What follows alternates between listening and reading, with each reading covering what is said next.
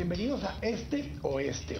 En esta ocasión vamos a hablar acerca de los Objetivos de Desarrollo Sostenible. Son unos objetivos nuevos que reemplazan o construyen sobre los Objetivos de Desarrollo del Milenio que el Sistema de Naciones Unidas aprobara esta semana anterior, el 25, en la Asamblea Nacional, en la Asamblea General de Naciones Unidas que se llevó a cabo allá en la ciudad de Nueva York.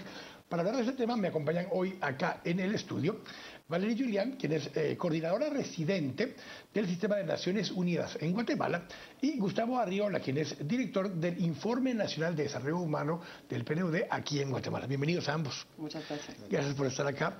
Y Valeria, hablamos un poco acerca de esto, de la importancia de estos objetivos y de su relación con los objetivos de desarrollo del milenio. Bueno, primero quiero decir que es muy importante que una organización como la de las Naciones Unidas, que agrupa 193 países en el mundo, tenga objetivos comunes.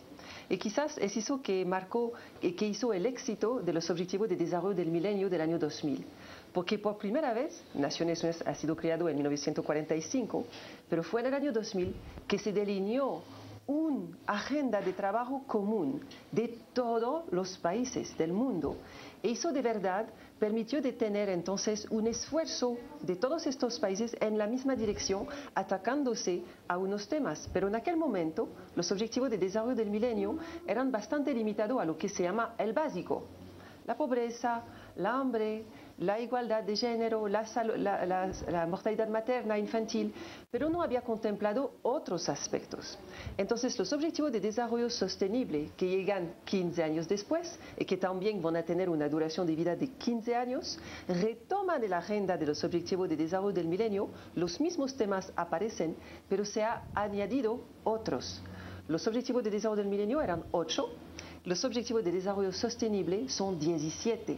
Y se ha agregado muchos otros temas como justicia, como seguridad, empleo, muchos temas de medio ambiente, etcétera, etcétera. Entonces son más amplios, pero sí marcan para los 15 próximos años una agenda de trabajo de los 193 países miembros. En esa primera etapa, en los Objetivos de Desarrollo del Milenio, había mucho enfoque justamente en los países en vías de desarrollo, o sea, los países que no habían llegado a cierto nivel.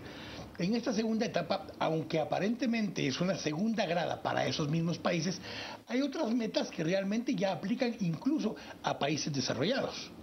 Yo diría que mismo las primeras metas aplicaban a países desarrollados.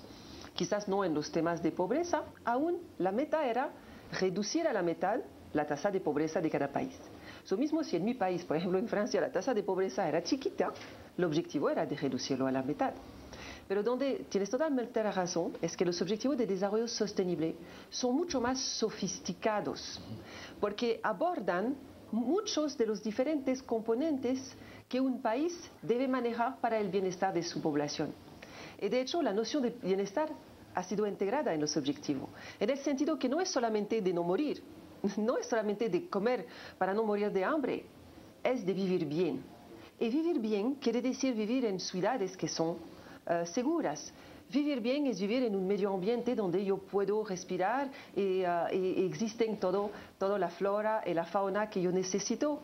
Vivir bien es vivir en una sociedad justa, donde todo el mundo es incluido. Entonces, esta noción de bienestar, estas nociones de armonía, porque lo bello, por ejemplo, de los Objetivos de Desarrollo Sostenible es que promueven esta cohabitación armónica entre los seres humanos, los animales y el planeta. De una cierta manera, de hecho, eso es una visión maya, porque la visión maya de Guatemala promueve eso. Entonces es mucho más sofisticado y por ende, entonces los países desarrollados también tienen algo a cumplir en estos objetivos de manera mucho más aguda que en los previos. Ahora, Gustavo, en los informes nacionales de desarrollo humano, de alguna forma estaba incorporado mecanismos de medir los objetivos de desarrollo del milenio dentro de la misma estructura del informe. Pero ahora tenemos otras cosas nuevas y distintas que medir. ¿Cómo se incorporan esto y en qué momento se incorporan indicadores para estos otros objetivos? 1 y 2, ¿cómo está Guatemala con relación a los objetivos de desarrollo del milenio que no los terminamos de cumplir y ahora ya tenemos nuevas metas o nuevos objetivos de desarrollo sostenible? Bueno, es interesante que los 17 objetivos de alguna manera reflejan también lo que en los informes de desarrollo humano se ha planteado desde el año 1990. Casi todos los temas, ¿no? El desarrollo urbano, la equidad de género. Y yo creo que, bueno, los objetivos de desarrollo del milenio planteados en el año 2000 ofrecieron una gran oportunidad al mundo de que convergieran las grandes aspiraciones de los diferentes sectores, que también están representados por diferentes agencias de Naciones Unidas.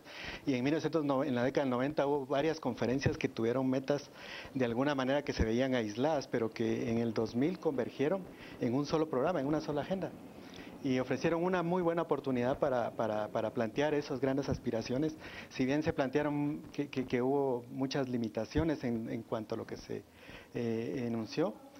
Pues bueno, se arrancó y los resultados globales fueron bastante positivos. Se pusieron a andar el motor de desarrollo bajo otra perspectiva, bajo un criterio más amplio, más allá del crecimiento económico. Y en el caso de Guatemala, pues también fue una gran oportunidad que convergió con el proceso de paz, ¿no? Los acuerdos de paz se firmaron unos años antes.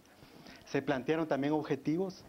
No obstante, pues el proceso de democratización en Guatemala ha sido bastante complejo, difícil y lamentablemente los objetivos no se alcanzaron como se hubiera deseado. Y bueno, llegamos a 2015 y ahora pues se ofrece una nueva oportunidad de profundizar estas aspiraciones que ahora son mucho más sofisticadas, como decía Valerie. Ofrecen mucho más detalle en cuanto no solo objetivos específicos, sino en cuanto a cómo lograr esos objetivos. Hay planteamientos que van a requerir establecer metas en cuanto a esos cómo, ¿no? Hay objetivos, obviamente, que no cumplimos dentro de los objetivos de desarrollo del milenio, como Guatemala, en el Informe Nacional de Desarrollo Humano. ¿En qué áreas estuvimos mejor y en qué áreas faltó más todavía para poder cumplirlos? Bueno, hubo avances interesantes en la mortalidad infantil, sobre todo. Un poco en algunas áreas de los indicadores, las metas ambientales. La paridad de género, en el caso de la educación, no así en aspectos económicos y aspectos políticos. No obstante, hay que mencionar que si bien se alcanzó hasta cierto punto la paridad de género en la educación, los indicadores de educación cayeron en los últimos 5 años y eso pues es preocupante porque todo esto se articula con los otros indicadores, principalmente con el tema de pobreza y el tema de empleo, ¿no?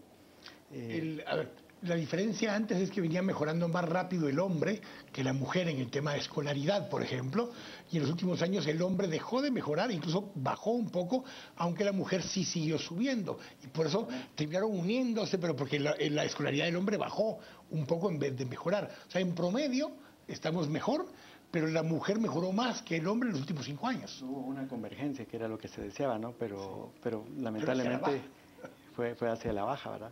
Y bueno, pues hay que hablar de los otros indicadores, principalmente el que le da nombre a la Declaración del Milenio, que era la reducción de la pobreza. Ahí tenemos serios problemas. Guatemala no ha logrado avanzar en mover motores de la movilidad social para arreglar el ascensor social de tal manera que haya una reducción significativa de la pobreza, ¿verdad? Y eso pues finalmente tiene un impacto en todos los otros indicadores, porque todos los indicadores están de alguna manera conectados. La pobreza influye en la forma como vamos a manejar el medio ambiente, la forma como se establece la paridad de género. Incluso el número de hijos que se tiene en promedio. Exactamente. O sea, una serie de estos otros temas tienen que ver. Todos están vinculados de alguna manera con la pobreza, con el nivel de bienestar. Incluso aspectos políticos están muy vinculados al nivel de bienestar de la población. Y de participación política. Tengo que ir al corte, vamos a regresar a hablar un poco más ya de las grandes áreas que establecen los objetivos de desarrollo sostenible y hablar de algunos de ellos, hablar de los 17 muy complejo. Vamos a sacar unas gráficas ahí para que usted pueda ver cuáles son y la página, el enlace donde pueda verlos, pero vamos a hablar un poco acerca de los 4 o 5 grandes ejes que después se disgregan en los 17 objetivos de desarrollo sostenible. Estamos acá en Este Oeste, volvemos en un momento.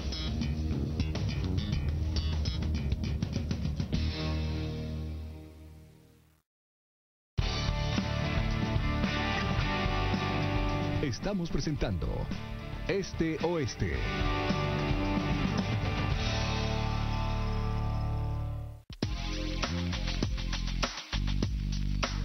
En este momento, estás a punto de presenciar el nacimiento de una nueva era en el mundo del acondicionamiento físico. el siguiente paso en la escala evolutiva de la ciencia del deporte. Hoy te presentamos el nuevo Body Crunch Evolution. Ahora tu Body Crunch Evolution se convierte en una poderosa máquina de quema calórica, ya que incorporamos una moderna bicicleta estática reclinable, cuyos pedales cuentan con la increíble tecnología Chainless Magnet, que te ofrecen 8 niveles de intensidad y resistencia magnética. Todo esto que ves en pantalla, tu Body Crunch Evolution, el contador electrónico de metas, la guía de rutinas, el extraordinario programa de 7 pasos para alcanzar tu peso ideal y el sistema de desintoxicación en 6 días, hoy puede ser tuyo a un precio espectacular y con un 30% de descuento. No esperes más y llévatelo hoy. ¡Llama ya! Estamos presentando Este Oeste.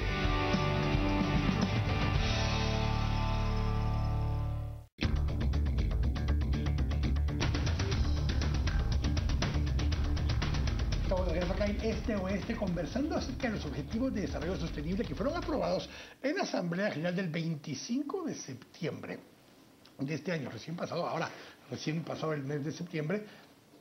193 países en esa asamblea, 17 objetivos y se tienen que cumplir en los próximos 15 años. Pero eso deriva en 169 metas. 169 metas. Se incorporan, Valerie, algunas metas que tienen que ver, por ejemplo, con Río+20, o sea, con otras estrategias que ya se venían manejando en temas ambientales, en temas de seguridad y justicia, en temas incluso de inclusión y desarrollo económico.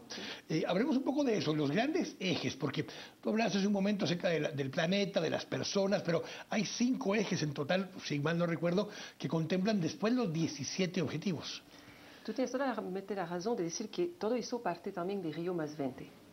Porque en Río+20, en 2012, fue la conferencia, se decidió que, si bien es importante de hablar de desarrollo, la noción de sostenibilidad era importante, pero hasta este momento se entendía sostenibilidad solamente de una manera ambiental, en cuanto la sostenibilidad tiene muchas aristas.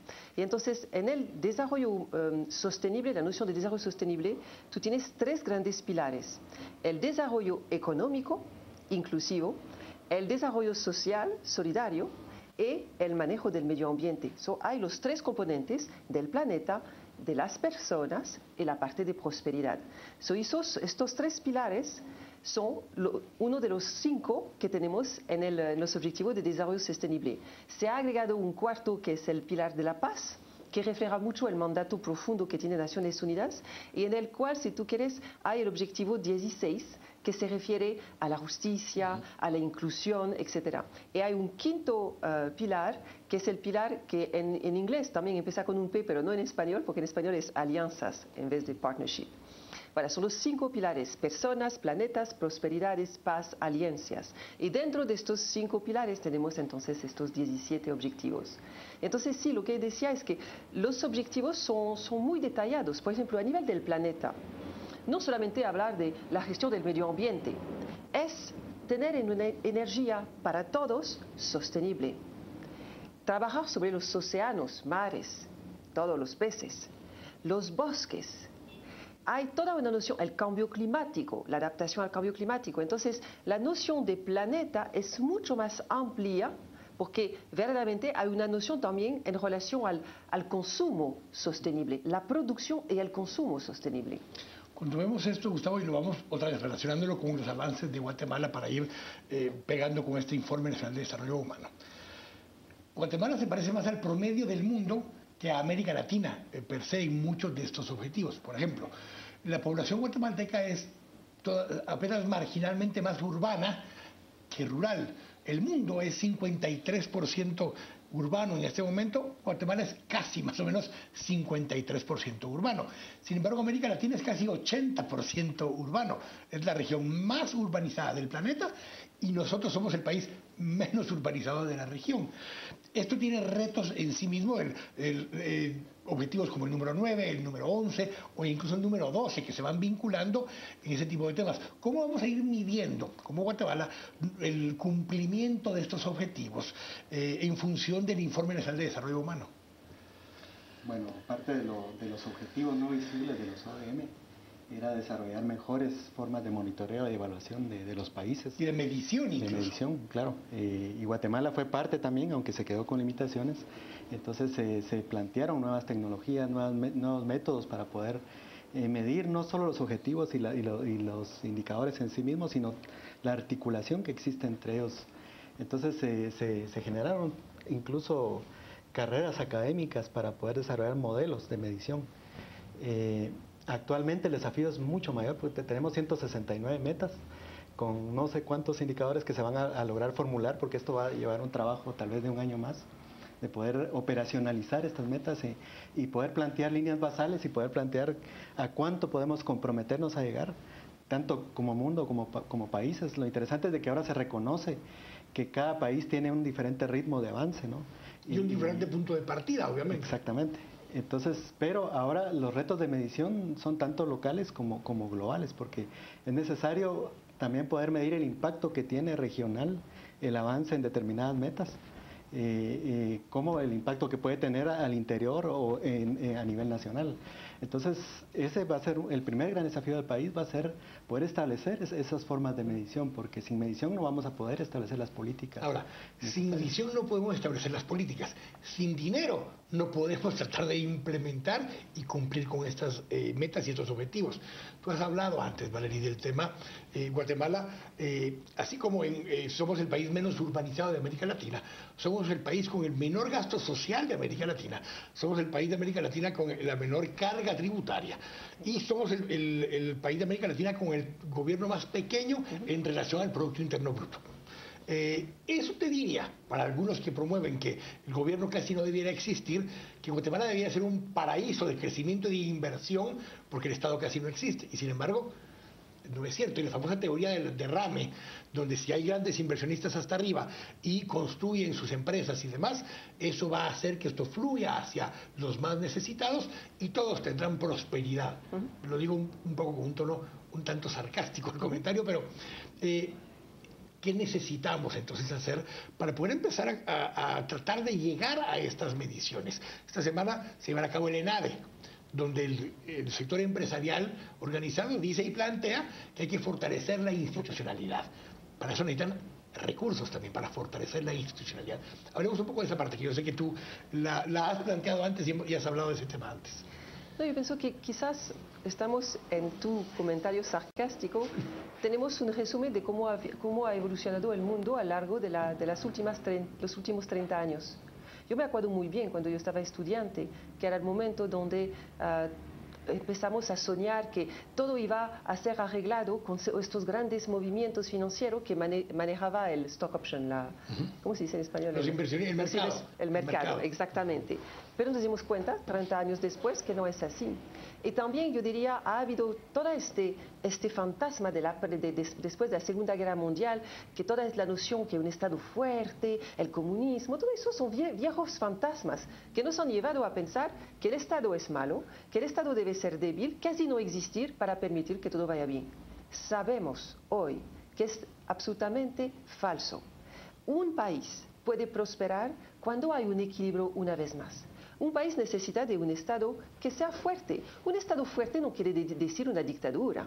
Un Estado fuerte no quiere decir un Estado que hace lo que le da la gana. En un concepto amplio de democracia donde son electos representantes del pueblo. Y yo diría, aquí en Guatemala verdaderamente hay un problema de entendimiento de qué es la democracia, qué son las personas electas. Porque he vivido en muchos países, pero yo diría que en Guatemala tengo la impresión que esta noción, que una persona electa, cualquier que sea su cargo, el ejecutivo o el legislativo, o mismo en el organismo judicial, debe representar antes de todo el pueblo, no debe representarse a sí mismo. Yo diría, ya hay todo un entendimiento que debe evolucionar. Pero el gobierno necesita de tener recursos. En los países desarrollados, por ejemplo, la presión fiscal es de 40%, por ejemplo, en promedio. Pero el Estado hace mucho para el pueblo. ¿Okay? Con estos 40% de presión fiscal, maneja hospitales que son decentes y equipados con medicamentos, con médicos, escuelas de muy buena calidad, universidades gratuitas, carreteras que funcionan. Entonces, de un lado, estamos esperando que el Estado haga algo, pero no acordamos, no estamos de acuerdo de darle los recursos. Entonces, sí, el Estado tiene que tener más recursos. Todos los estudios demuestran que Guatemala es el gobierno el más pobre casi del mundo. De hecho, mi colega de Banco Mundial siempre dice, es más pobre el gobierno de Guatemala que los países donde no hay gobierno, como en Somalia. Pero también, entonces, mismo si no aumentamos lo que Guatemala tiene como recursos, hay una cuestión de cuánto va a invertir de estos recursos en sectores que son importantes, tal como educación, salud, etc.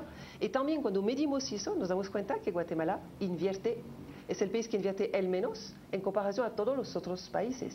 Entonces, si no se cambia eso, no se logrará nada. Y por ejemplo, ahora que estamos hablando del presupuesto 2016, este presupuesto 2016 no es que es importante para 2016, es importante para todos los años a venir.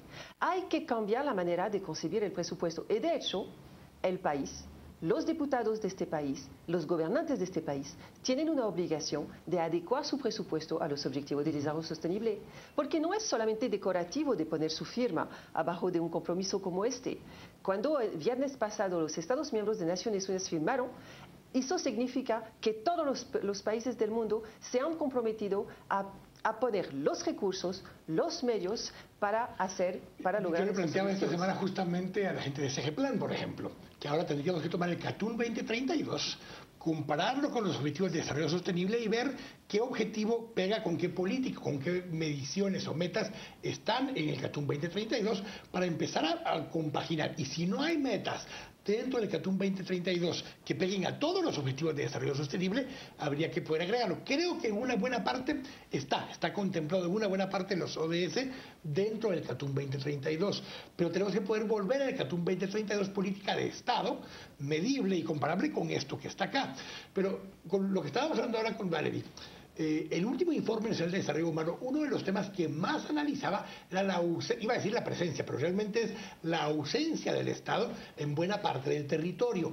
Y esa ausencia del Estado está íntimamente vinculada con la pobreza y con donde está más bajo el nivel de desarrollo humano. Sí. En este informe se mostraba que coinciden los municipios en donde hay mayor pobreza y los niveles más bajos de desarrollo humano, y dicho sea de paso, donde la mayor parte de la población es indígena, con la menor presencia del Estado. Y donde hay menos violencia también. Eso es interesante, pero eso obedece a otros mecanismos, ¿no? Hay todo pero te da lo paradójico, porque donde menos presencia del Estado hay, sí, es donde menos violencia homicida, por lo menos encontramos. Y donde más pobreza hay, es donde menos violencia homicida encontramos también, para aquella paradoja que se manejaba de que la violencia era derivada de la pobreza. Los municipios más pobres son los que menos homicidios tienen. Exactamente. Está más vinculada la violencia a la desigualdad, eso se ha mostrado abundantemente. Y también aquí nuevamente nos lleva al tema de la pobreza, que hay que redefinir qué entendemos por pobreza, qué entendemos por bienestar. Y lo interesante de los nuevos objetivos es que nos ofrecen una nueva opción de ampliar el criterio que tenemos para entender el bienestar. Esta medición de la densidad del Estado pues nos mostraba efectivamente que no necesariamente la violencia coincide con los lugares más pobres o de menor presencia del Estado. Algunos apuntaban que la presencia del Estado de alguna manera también respondía a los niveles de violencia. Pero obviamente tiene otras explicaciones que tienen que ver con las rutas geográficas, con la composición de la población, con la misma urbanización, que genera procesos de desigualdad. Mientras más urbano era un municipio, tiende a ser más violento en materia homicida, por ejemplo. Se producen desigualdades de cierto tipo que generan, por ejemplo, lo que se llama el delito aspiracional, cuando hay una profunda desigualdad y donde no existen mecanismos para que las poblaciones pobres accedan a ciertos aunque te genera otra cosa que tiene que ver justamente con el objetivo 16, y es el tema de paz y de convivencia, porque que es realmente como se llama el eje estratégico 4, porque se llama paz para que sea la P, pero habla de convivencia realmente dentro de este eje, porque hablando de un país pluricultural como el nuestro, muchos de esos municipios más pobres, con menor presencia del Estado y con menos violencia homicida, son monoculturales. Hay una única cultura, un único idioma que se habla en ese territorio, porque tiende a ser indígena de una etnia muy particular.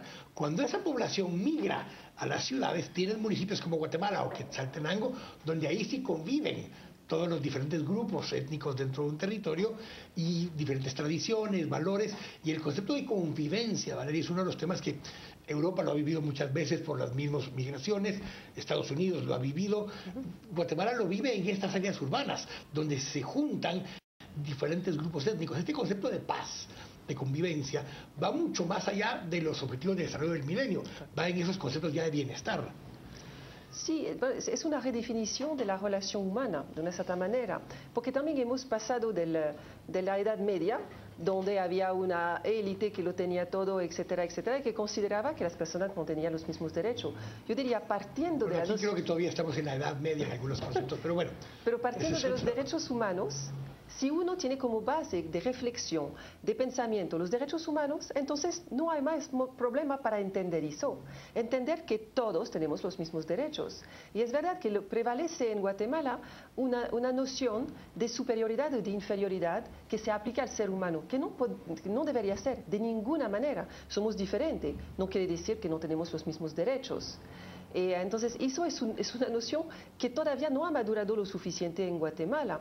Y lo vemos, por ejemplo, cuando lo ampliamos fuera de Guatemala a un nivel mundial, esta noción de armonía también parte de una noción de respeto de la vida y de los derechos de los animales, el derecho de la tierra. Por ejemplo, la tierra tiene derechos, o vamos a decir, nosotros tenemos obligaciones vis-à-vis la tierra. Y se ha hecho el desarrollo en el mundo sin tomar eso en consideración. Y ahora, vamos a decir, el mundo, a través de los objetivos de desarrollo sostenible, está haciendo como un mea culpa. Y entonces tenemos que cambiar esta manera de desarrollarnos, cambiar esta manera de ver el progreso, el beneficio solamente para unos cuantos. Pero en eso son un desafío, porque obligan no solamente los estados, pero también las sociedades en su conjunto de pensar de manera diferente. Y es verdad que los retos en Guatemala son grandes, porque la realidad de Guatemala hoy sigue siendo un país altamente desigual, con un sentimiento racista que domina, un sentimiento machista también que domina, donde vemos que hay verdaderamente dos o tres niveles de categoría de ciudadanos. Incluso bueno, en esa línea, y tomando en cuenta el Objetivo de Desarrollo Sostenible 16, que habla de la paz, justicia e instituciones sólidas, bueno, queda como anillo al dedo este jueves el ENADE, que habla justamente de temas de fortalecimiento institucional, pero otra cosa, en junio de este año se cumplieron 800 años de la firma de la Carta Magna, donde el rey Juan firma esa Carta Magna ante los nobles de este reinado y dice que él se someterá a las leyes de los nobles, no la de los comunes, de los nobles. Y pues aquí en Guatemala por primera vez vimos que en este caso nadie es superior a la ley. Tengo que ir al corte. Estamos acá en Este Oeste. Regresamos para ver cómo se plantea entonces la construcción y la implementación de estos objetivos y qué rol jugará el sistema de Naciones Unidas en Guatemala para poder apoyar esto. Estamos acá en Este Oeste. Volvemos en un momento.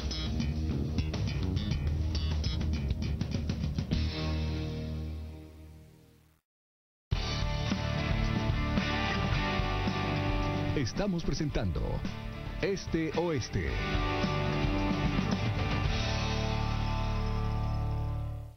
Lea esta semana en Contrapoder.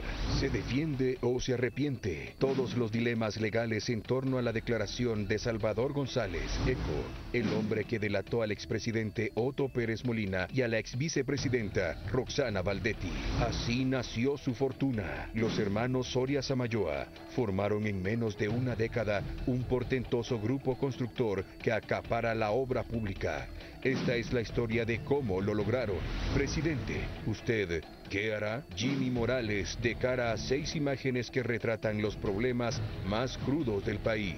De un hilo, el usufructo conocido para la terminal de contenedores en la portuaria Quetzal depende del presidente. Anula o confirma. Crayones y violencia. Niños de 10 y 11 años retratan el drama diario de vivir en las zonas más violentas del país. Contrapoder, Rosa, en el mes de la lucha contra el cáncer de mama. Una historia de sobrevivencia y también las guías para prevenir. Esta semana en Contrapoder, enfoque, criterio, análisis. Búsquela en tiendas de prestigio o suscríbase al 2222-8722. Descargue la versión electrónica en Google Play o en el App Store.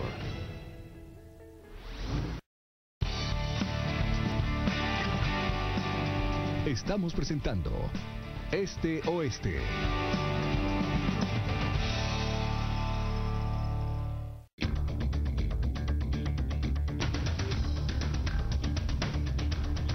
Estamos de regreso acá en Este Oeste, en este último segmento, hablando justamente de cómo pasamos ahora de la etapa de implementar. ¿Cómo medirlo? Yo decía antes, Egeplan tendrá que agarrar ahora estos objetivos de desarrollo sostenible e incorporarlos, compararlos con el CATUM 2032, agregar lo que haga falta, incorporar de alguna forma a esas mismas metas, estos ODS. Pero en la campaña, a 3 semanas de las elecciones, no necesariamente hemos reflejado este debate en el debate electoral, ni en la primera vuelta, ni en esta segunda vuelta.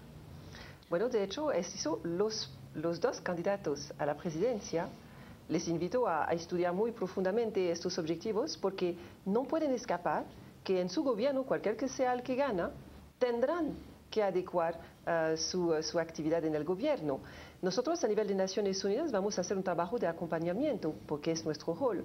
También nosotros vamos a adecuar nuestra estrategia a los objetivos de desarrollo sostenible, a fin de ser, vamos a decir, en sintonía con el gobierno. Pero sí es un trabajo que se debe hacer a nivel de todos los actores, no solamente el gobierno, no solamente Naciones Unidas. El sector privado tiene que repensar su manera de trabajar, porque hay muchos de los objetivos, sobre todos los objetivos que se relacionan al tema de la prosperidad, por ejemplo, tienen que ser repensando desde la perspectiva del sector privado, porque ellos tienen que ajustarse.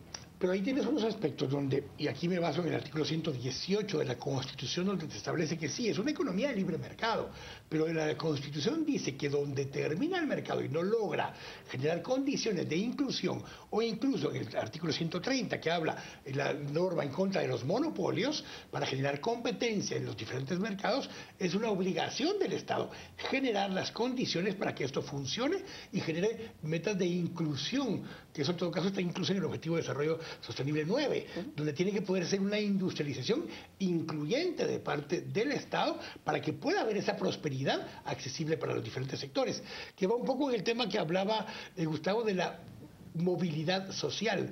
Si no incorporamos a distintos sectores adicionales al sector económico, no hay movilidad social. Exactamente, pero por ejemplo hay una meta sobre el empleo decente.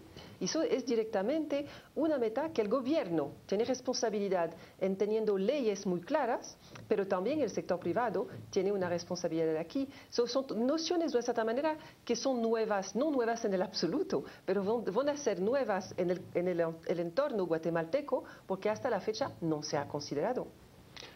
Parte de esto lo decíamos antes, pero ¿cómo se incorporan entonces? Si me decías, te lo dará un año y medio en que un siguiente informe nacional de desarrollo humano empiece a incorporar algunas de estas metas. ¿Quiénes participan de incorporar estos nuevos indicadores para poder empezar a medir en el futuro esto? Bueno, aquí pues diferentes agencias tienen proyectos, formulan criterios para poder establecer ya indicadores específicos, y esto pues requiere un trabajo técnico donde se convoca gente especializada en cada uno de los temas. Yo diría que en el caso de Guatemala, pues ahora, a diferencia de hace 15 años, existe ya toda una nueva generación de profesionales que han ido desarrollando capacidades, ¿no? Y yo creo que esto ha sido un proceso dinámico, porque los mismos objetivos de desarrollo del milenio y los mismos informes de desarrollo humano han generado círculos virtuosos para la discusión de este conocimiento. En sí, las Naciones Unidas se decía mucho antes que era una organización principalmente de gestión de conocimiento, ¿no? Y el primer paso es pues generar información confiable, pero la información confiable, para convertirla en conocimiento, pues requiere esa discusión, el debate y la participación de todos los actores, de todos los sectores, para poder construir esas metas que van orientadas a las aspiraciones de todos los sectores. Y que también es necesario en Guatemala, por ejemplo, tener un censo. será eso, es un instrumento indispensable para poder hacer estas mediciones. Porque si no, ¿cuál va a ser el punto de partida para los objetivos de desarrollo sostenible? Las proyecciones del censo del 2002. Exactamente. Entonces hay necesidad absoluta de hacer este censo. Y eso sí también es la responsabilidad del gobierno que va a entrar de asegurar que el censo es tomado. Y en esa misma línea, con esa información disponible y con la línea de poder avanzar hacia la construcción de estos nuevos objetivos, ¿cómo lo vinculamos? Por ejemplo, con lo que sucedía en las plazas, no solo en la plaza de la Constitución de la ciudad de Guatemala, en las plazas de todo el país, donde había una exigencia a un cambio en el modelo político, pero incluso un cambio en el modelo de la reforma del Estado, no solo de la reforma política, de la reforma del Estado. ¿Cómo incorporamos de alguna forma en estos indicadores o que participen de estos indicadores observadores? O sea, que como sociedad civil demos seguimiento a lo que se hizo en estas manifestaciones, a velar por el cumplimiento de algunos de los objetivos con alguna forma más institucionalizada. ¿De qué forma la sociedad civil puede ser partícipe de esto para seguir presionando a los actores económicos, políticos y sociales a que esto camine? Yo pienso que lo que pasó durante los últimos 5 meses, de una cierta manera, es exactamente la base necesaria para hacer este trabajo. Y hay que entrar en una lógica de veeduría social. A varios niveles. Se debe de hacerla de manera institucional a través de un observatorio. Yo pienso que debemos crear un observatorio, no sé si se llamará el Observatorio de los Objetivos de Desarrollo Sostenible u otra cosa, donde participen todos los segmentos de la sociedad. Porque también hay un problema, la circulación de la información. Uno manipula mucho la información, si no la deja libre y transparente. Yo diría, es necesario de instalar un observatorio con un acceso absolutamente transparente a toda la información y que participe en este observatorio la sociedad civil en su conjunto, incluyendo los jóvenes, los indígenas, el sector académico, absolutamente todo el mundo, el sector privado, todo el mundo. Y después asegurar que continúa de desarrollar la sociedad civil con nuevas organizaciones, con un mandato quizás más detallado para mirar unos aspectos sobre la seguridad, etcétera, etcétera. Yo diría, este mecanismo de observación, de fiscalización también es importante. Y de una cierta manera yo pienso que debería haber más presión sobre los diputados también, porque los diputados tienen un rol de fiscalización. Entonces el pueblo tiene que fiscalizar a los fiscalizadores para que ellos hagan su trabajo bien. El objetivo 17, justamente, que habla de alianzas, esto que estás hablando es una alianza de diferentes sectores y actores de la sociedad para velar por el cumplimiento de estos objetivos y en principio los mismos objetivos del Cartún 2032 o lo que se haya planteado más desde lo local, porque Gustavo, lo que decía Valeria también, y tú lo mencionabas en otro segmento, es que obviamente cada país parte de un punto distinto y sus estrategias para lograr las metas y objetivos pueden variar de acuerdo a su población, al proceso de urbanización, al desarrollo económico, a valores culturales. La pertinencia cultural en esto tiene mucho que ver. Claro, la diversidad de Guatemala le impone otro tipo de desafíos distintos a los que hay en otras sociedades que son más homogéneas, por decirlo así.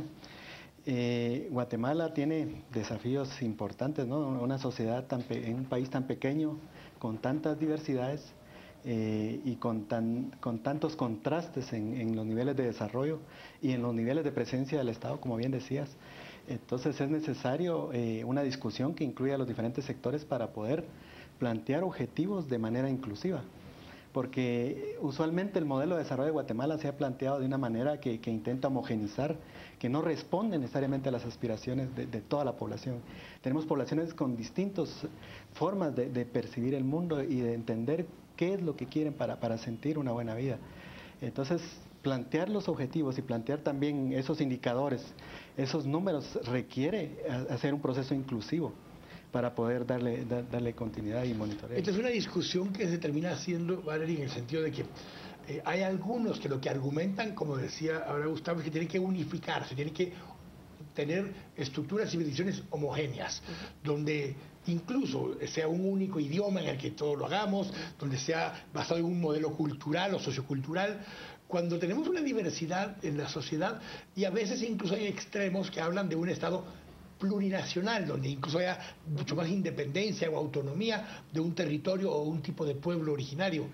¿Cómo ves esa diversidad? ¿Se ha visto en Europa? No solo en Europa en su conjunto, pero dentro de los diferentes países europeos hay este tipo de diversidad. ¿Cómo se maneja una cosa como estas a estas alturas del siglo XXI? Bueno, una vez más hay que cambiar el chip, porque de la diversidad nace la riqueza. Lo vemos en todos los países que han aceptado su diversidad como una riqueza, son países que se han desarrollado. Y tú vas a ver, la diversidad no es solamente a nivel cultural, como por ejemplo aquí podríamos decir pueblos indígenas. La diversidad, por ejemplo, hombres y mujeres. todavía estamos muy lejos de haber entendido que eso constituye una diversidad y una riqueza. Yo diría, de una cierta manera, hay que tener un sistema de justicia muy fuerte. Eso también nos permite. Lo que nos damos cuenta cuando miramos cómo los países evolucionan es que los cambios de mentalidades toman tiempo. Y si esperamos que las mentalidades cambien, podemos esperar mucho tiempo y a veces no cambian. Es por eso que es necesario también de tener un marco legal, un marco de derecho que es bien claro y una justicia fuerte que hace que este marco legal es respetado. Porque, por ejemplo, vamos a decir, una persona puede continuar de tener un prejuicio en contra de los indígenas, pero si la ley prevé que haya una representatividad de todos los pueblos en el país en ciertas instituciones, entonces no importa si tu sentimiento es racista o no, el Estado te obligará a cumplir con eso. Pero es eso que hay también que hacer entrar en el funcionamiento de Guatemala. Es que la justicia no se compra, la justicia se ejecuta y debe seguir las leyes tal como han sido establecidas. Hay indicadores, Gustavo, que son más complejos, hay otros que son más evidentes. Ir incorporando estos para que sean entendibles por parte de la población y sean impulsados o incluso cumplidos por parte de la población requiere una mayor divulgación de ese tipo de información. Un elemento esencial, fundamental en todo esto es la acción comunicativa, y utilizando un término que hace referencia más bien a la democratización, porque creo que recientemente hay un aceleramiento. Los cambios sociales se están produciendo a un cierto ritmo, pero hay cambios sociales que van más acelerados que otros y que no necesariamente están al alcance de los cambios que tienen que ver con la acción de los estados. Por ejemplo, la construcción de redes comunicativas, que es un proceso que ha generado movimientos muy diversos alrededor del mundo, y Guatemala es un ejemplo reciente en el cual la acción comunicativa contribuyó de manera acelerada a que se produjera este despertar que le llaman. Entonces, creo de que si no se observan esos cambios sociales que se dan y se logra hacer una perspectiva de qué puede pasar, tampoco necesitamos incorporar esos elementos para poder hacer qué tipo de intervenciones, para poder proyectar qué tipo de intervenciones son necesarias. Y la comunicación es un elemento fundamental, es clave. Creo que poder comunicar adecuadamente estos indicadores en su esencia, ¿no? Poder comunicar cuál es el espíritu de estos cambios que queremos en la humanidad y en el mundo, en el planeta, creo que es fundamental para que la gente se apropie de ellos. La consulta y la participación ciudadana, eso es sumamente importante. Mira que, por ejemplo, mismo a nivel de Naciones Unidas lo hemos aprendido. Por ejemplo, los objetivos de desarrollo del milenio han sido hechos a nivel de los jefes de estados, ¿okay? Y lo han decidido entre sí, no han consultado los pueblos. Bueno, no se han equivocado sobre los básicos, pero no obstante, era una definición que venía de ellos. Naciones Unidas aprendió sus lecciones y al momento de elaborar estos objetivos de desarrollo sostenible, hemos primero consultado los pueblos de las diferentes naciones. Es partiendo de lo que ellos han visto como un desafío para su propia vida que se han establecido y diseñado los objetivos de desarrollo sostenible. De la misma manera, yo pienso que, por ejemplo, a partir del año que viene, lo que Guatemala debería hacer primero es sentarse como sociedad, lo que incluye gobierno, sociedad civil, sector privado, para analizar qué pasó durante los 15 últimos años, por qué no hemos logrado los objetivos de desarrollo del milenio, y sacar lecciones, y después preparar un plan de acción para los 15 años a venir. Entonces, eso va a obligar los políticos de Guatemala a pensar no solamente en un mandato de 4 años, pero en pensar en 15 años, en pensar en las generaciones futuras. De hecho, hay un político francés que decía que en cada gobierno debería haber un ministerio adicional. Y este ministro o ministra sería el ministro o la ministra de las generaciones futuras. Un ministro o una ministra que debería velar que cada acción que toma el gobierno es en sintonía con las generaciones futuras, en el sentido que no les estamos dañando su futuro a estas generaciones que todavía no han nacido. Y yo pienso que eso se hace utilizando la sabiduría social de las personas. De hecho, una democracia quiere decir que son las personas que manejan, no unos cuantos que están en un palacio. Entonces yo diría, la participación y la consulta social son claves para estos objetivos. El proceso no solo tomará el tiempo de poder penetrar esta información, sino que también el que se impliquen, el que se relacionen con estos objetivos las personas. Hay algunos conceptos que se están generalizando y son más medibles. Estos conceptos de sostenibilidad, como lo tradicional que habíamos hablado, en instancias como el sentarse con la responsabilidad social empresarial y demás, pero esto va mucho más allá e implica que estos indicadores sean también manejables por buena parte de la sociedad y entiendan lo que estos números implican, Gustavo, cómo comunicamos no solo los objetivos, pero las mediciones y cuánto estamos avanzando o no en estos objetivos. Pues toda formulación de desarrollo históricamente ha formulado también la construcción de una gramática. Hay todo un lenguaje que se utiliza para poder describir modelos de desarrollo o propuestas, nociones de desarrollo. Entonces es necesario acompañar esa comunicación, esa medición de conceptos nuevos que sean entendibles de una manera clara y directa. Y bueno, pues es necesario una propuesta de comunicación que logren llegar a todo mundo de manera lo más transparente posible. Pues yo creo que esto va a requerir desafíos muy importantes de poder construir esos mecanismos, tanto del Estado como de los otros actores, ¿no? Yo creo que ahí hay más bien una oportunidad de poder incidir directamente en los procesos de desarrollo. Gracias, Gustavo. Último comentario. Vale. No, de hecho, las nociones mismo de desarrollo han cambiado. Mismo en el seno de Naciones Unidas, cuando hace 15, 20 años atrás pensábamos que el mercado era todo, que el desarrollo, los recursos naturales eran infinitos, que por ejemplo debíamos todos ser los mismos. Ahora no, se han integrado nociones nuevas y de hecho hasta hay un pensamiento que me parece debe prevalecer, es que no debemos buscar de desarrollar, de crecer, de crecer, de crecer, de crecer, de crecer hasta dónde. Hay un nivel de crecimiento suficiente y quizás esa es la noción de lo suficiente que ahora tenemos que integrar en nuestros pensamientos a nivel mundial. Porque yo pienso que unos países se han desarrollado demasiado. El costo ambiental de la vida en Europa o en América del Norte es demasiado alto y no es sostenible. Entonces, de esta manera hay que repensar el desarrollo como de desarrollar, no sé cómo lo diría, unos países para permitir a otros de levantarse. Y eso es la verdadera igualdad. Y de esta manera es uno de los objetivos también, la igualdad y la solidaridad entre países. Porque si no, si unos países continúan de pensar que quieren vivir sin cambiar nada a su manera de vivir, es una manera egoísta y eso tiene que cambiar. Una forma en que eso se hace también es migración. La gente se mueve a esos lugares que están mucho más desarrollados aparentemente para rápidamente incorporarse a ese modelo de desarrollo en vez de esperar a que en su país llegue a ese nivel de desarrollo que están aspirando. Valeria, gracias por habernos acompañado. Gracias. Gustavo, también gracias por habernos acompañado. Ustedes también los esperamos nuevamente la próxima semana acá en Este Oeste. Dios los bendiga. Muchas gracias.